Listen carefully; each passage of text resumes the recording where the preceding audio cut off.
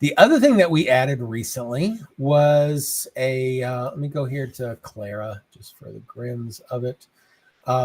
In a contact record, whenever you're in a individual contact record, we've always had the ability to see all the stuff. We've added this little icon up here for, it's a little link.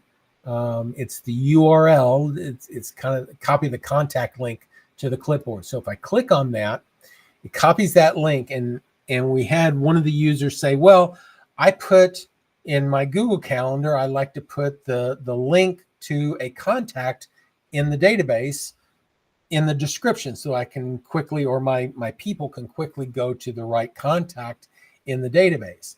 So what that does then is, if you go here to the URL, puts in the information, and you go to it, it will, number one is, if you're not logged in, it will force you to log in. If you are logged in, it will go out, it'll find the contact record, and it will display it.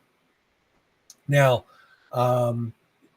in the normal version, when you first come in, there'll be a little back arrow here. It does change to an X whenever you're coming in from a URL like that.